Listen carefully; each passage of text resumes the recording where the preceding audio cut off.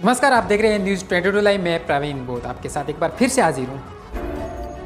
दोस्तों, किस तरह से ओबीसी महासभा एक नया इतिहास रचने जा रही है, जिन्होंने पिछली तारीख 13 अगस्त 2020 को देश के 14 राज्यों में 3000 से ज़्यादा जगहों पर प्रदर्शन किए और चेतावनी दी, प्रधानमंत्री के नाम पर ज्ञापन भी दिए। भारत में ओबीसी वर्ग के युवाओं द्वारा भगत सिंह और राजगुरु जैसे इंकलाब पैदा होने जा रहे हैं। इस आर्थिक दरिद्रता में युवाओं का खून खोल रहा है। वही सरकार कोरोना के नाम पर देश में भारी भ्रष्टाचार किया जा रहा है।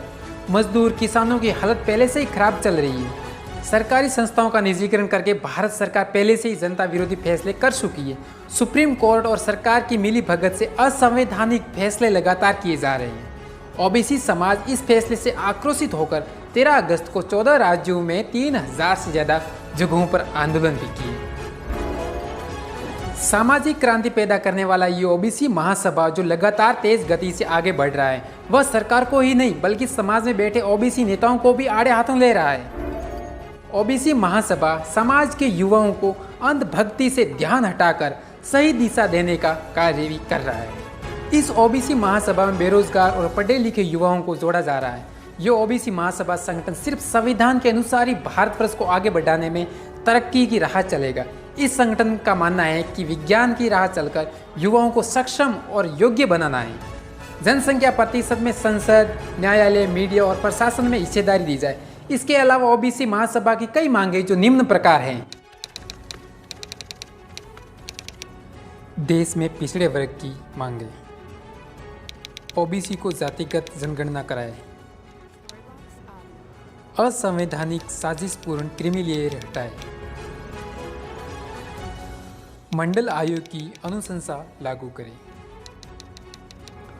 लोकसभा और विधानसभा में आरक्षण मिले,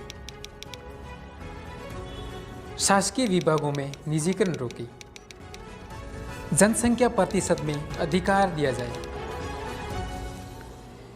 यूपीएससी में सामान्य से ज़्यादा नंबर लाने वालों को सामान्य श्रेणी में ही रखा जाए, संविधान की अनुसूची 16(4) को लागू किया जाए, उच्च नौकरियों में जातिगत शोषण रोका जाए, किसानों के लिए स्वामीनाथन आयोग की रिपोर्ट लागू की जाए,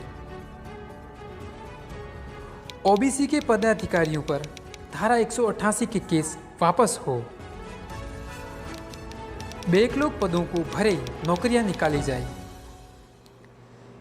नीट परीक्षा और ओबीसी का आरक्षण सुनिश्चित करें,